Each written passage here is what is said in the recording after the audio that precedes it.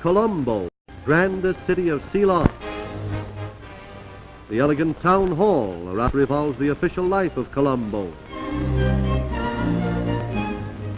Dollface Hotel, a famous hostelry where traders bargain for the wealth of Ceylon, and where a modern swimming pool indicates the luxuries provided for guests who gather here from all over the earth.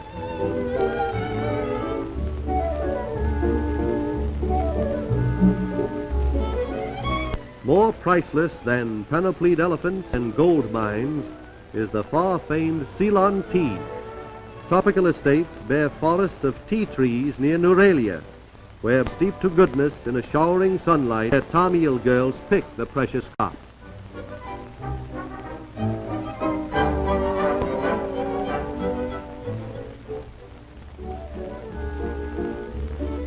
After the field workers have obtained an accounting, their output is boxed and forwarded to a storage warehouse where the bony estates are repacked in smaller lead-lined packages.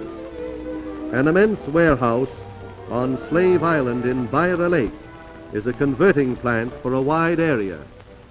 Most of its output goes to London.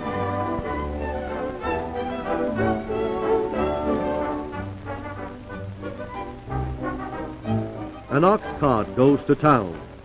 With the exquisite indifference of the Far East, old and new methods contrast in the fabulous tea industry.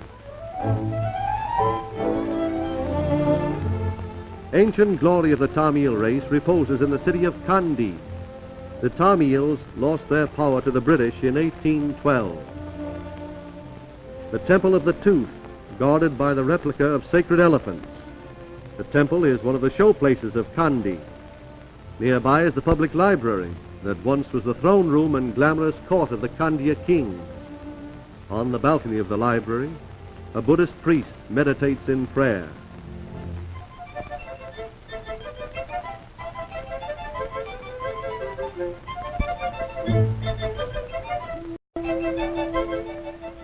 Patakado, the most romantic region of Ceylon, with bamboo homes of the jewel diggers who search out treasures that have been hidden in the earth for centuries, priceless gems that are the objects of keen superstition and of gambling for high stakes.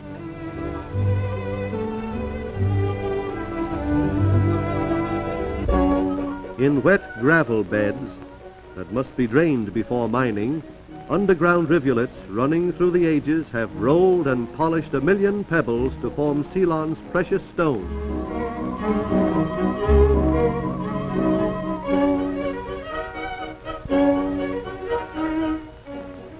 On a day fixed by astrology, material is hoisted to the surface in baskets, and what at first appears to be just muck is washed by hand until all the clay is gone.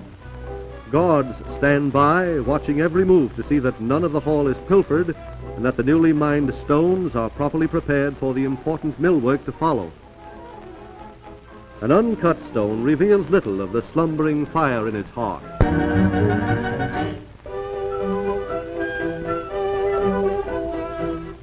But when an expert saws the same stone, he fashions the sharp prisms that truly reflect the gorgeous radiance that delights the jewel pit's owner. Native Ceylonese, in the famous Alwis plant, shaping a rough blue sapphire stone with an old bowstring grinder in order to radiate its elegant luster and color. The final polishing operation must give lasting brilliance to attract the eyes of the jewel traders who come from many lands and to fascinate the ultimate purchasers.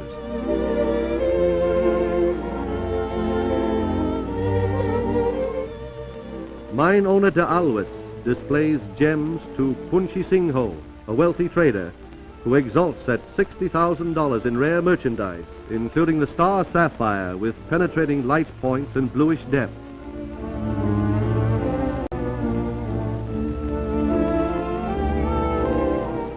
The cat's eye that resembles an opening and closing eye when moved around. Aquamarine, like the depths of the sea. A yellow sapphire shining in the light. The undying jewel, 1,000 years old, has been part of many lives. gems somehow live for generations with unfailing beauty. Away back when man was only a treasure in the heart of his God, the rugged mountains of Veda became a background for the most mysterious people in all the races of man.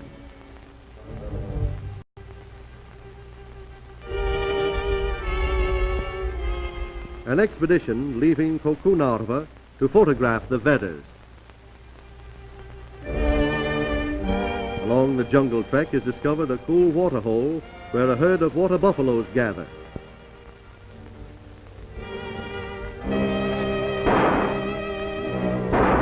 An impromptu hunt to provide buffalo meat for the safari of the camera hunters and their long line of native carriers. Advised by drums of the approaching expedition, the Vedas, often conjectured as one of the lost tribes of civilization, come forth to greet the visitors.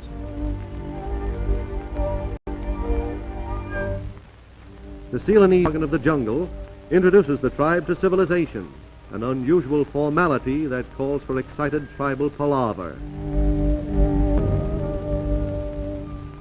Young Veda with the eyes of an eagle, and wilderness women with face and physique rivaling their sisters of civilization.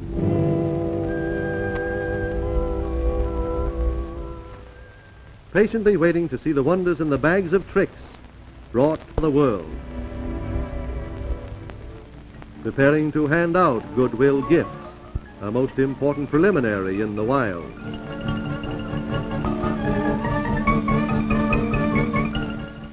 The Vedas are a mystery because unlike most jungle and unlike white men, they have no regard for money and highly prize simple trinkets. Both men and women have straight hair, and while they live in huts and hunt their food, many are actually handsome and display both energy and intelligence in primitive feed on game and wild honey, and mothers carry their young on their backs.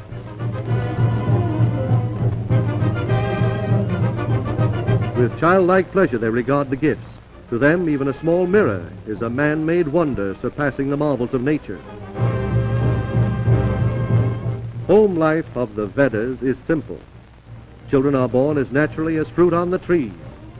There are no gas or electric bills and no installments to pay on the car or radio. Solve their housing problems with nests in trees resembling nests. Thousands of black ants all live in one of these nests.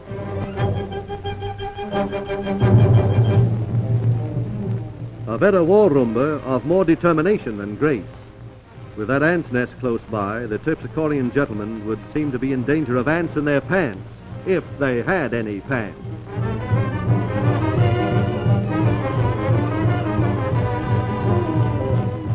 The trek back to Colombo, homeward bound through deep forest and sparkling streams with stirring memories of bewildering Ceylon, an island of untold riches and ancient kings, of scenic charm and a lost tribe of bronzed Apollos who fight with wild beasts for control of the jungle.